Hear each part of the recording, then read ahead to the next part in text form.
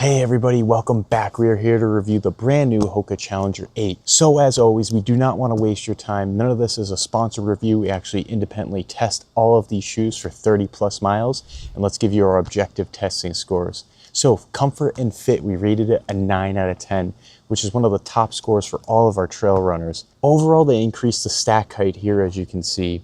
The heel stack height is much higher than the Challenger 7. It has that nice plush, bouncy feel to it. However, I will say the outsole is much more firm this time around. It doesn't have a lot of compression to it where you kind of lose that grip on trail, especially on those technical sections. Overall, it has a nice wide toe box here. My toes are able to splay out with no areas of compression. And I got that nice stable base where I was able to build off on stability on the trail. They fit true to size. I wore size men's 10.5 regular. Did not have to size up or down. Didn't have to use any sort of specialized lacing techniques, nothing of that sort. They added a new tongue, which is definitely more plush this time around. There's no compression at the top of my foot, just a nice firm pad that had a little give to it. In addition, they also added more heel collar padding. So that was one of my biggest gripes with Hoka. They never added enough heel collar padding in any of their shoes, hiking boots, none of their products, but they actually added more plush areas around here, around the ankle and the heel this time around. So when you're on that incline, you really press back in the heel, you have some give to it, which is a lot more comfortable this time around. Traction, we rated it at 8.5 out of 10. So honestly, this was a standout area, which wasn't the case with the previous model. One issue I had with the previous model is it's the Dura Abrasion outsole. As you can see here, it does not have the Vibram Mega Grip outsole, which is a premium outsole, very good for traction and grip on the trail. What I noticed right away was there were additional grooves within the 4mm lugs. They definitely bit much better on the trail. Now, this isn't the best for technical trails. Let's just get that with. If you're looking for a technical trail running shoe only, this is not the right shoe for you. This is for, honestly, a lot of light to moderate paths, as well as asphalt and concrete, using it as a running shoe as well. That's why we called it the ultimate road to trail king.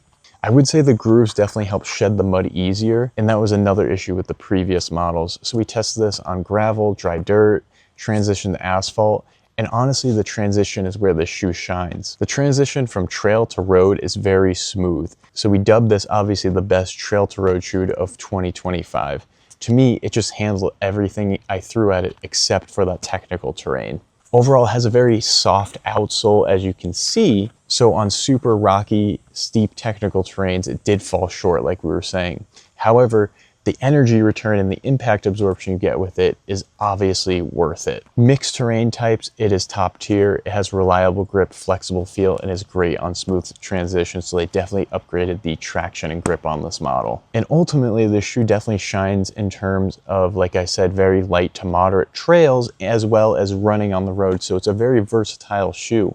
If you're looking for something you want as a running shoe and a trail shoe at the same time, this is definitely one of your top options. Stability and support, we rated it at 8.5 out of 10. So Hoka calls it a neutral shoe, and it technically is. I felt it was a lot more supportive than I expected. Technically, the shoe doesn't have any internal shanks or any internal support systems like you see in the Salomon shoes with the advanced chassis or the active support wings. However, the heel cup here is slightly indented towards the back, which definitely helps with that heel counter stiffness. I felt my rear foot was a lot more stable than the previous model and any other Hoka shoes I've tried in the past, as well as the forefoot. So the forefoot torsional rigidity is definitely upgraded as well. Like I said, it's more of a soft outsole, but they definitely upgraded that stiffness and rigidity on the forefoot compared to the previous model.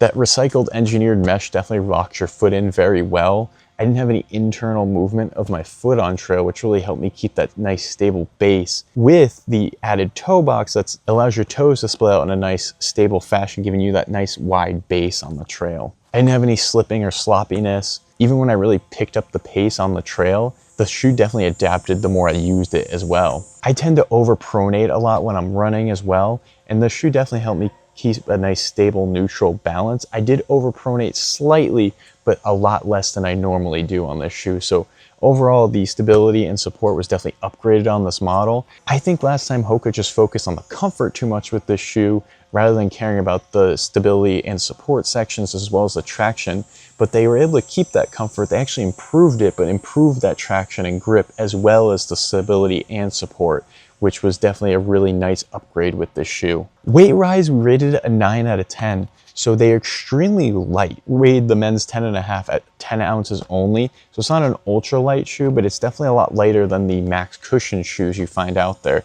I mean, look at the massive stack height. This has a lot of rubber within it. Somehow they're able to keep it at 10 ounces, which is kind of crazy to me. And more importantly, it feels a lot lighter on your foot than other shoes because of the Meta Rocker, allowing that forward propulsion and transition. I was able to keep a nice cadence with these shoes without losing because of that foot fatigue or the impact absorption. This shoe weight-wise feels a lot lighter than the 10 ounces actually. I would compare it close to the Brooks Cascadia 18, which is an ultralight shoe. And I will say my stride was a lot more effortless because of that lightweight ability of this shoe, allowing me to transition from different terrains as well. Overall protection rated a 7.5 out of 10, so it does not have a rock plate, but that nice high stack height keeps you out of all the trouble with any sharp objects, rock kicks, things like that while you're on the trail. It does a lot of the heavy lifting, and even on rocky sections, I didn't feel any sharp pressure impact to the midsole. The cushion really did its job in terms of the overall protection.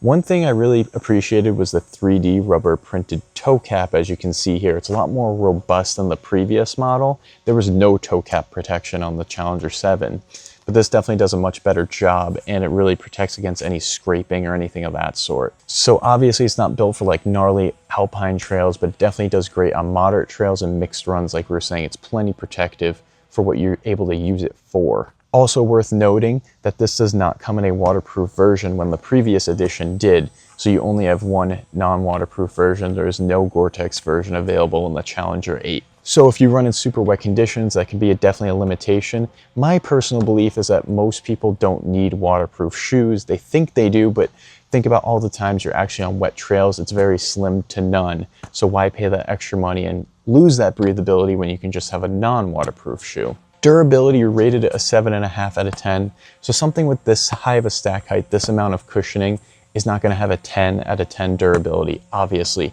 The outsole will begin to wear after a little bit, but you'll still have that impact absorption you want because of how high it is. Hoka had mentioned before that they made the outsole stack much higher in order for you to wear out that outsole. You still have that impact absorption, hence why it's so high.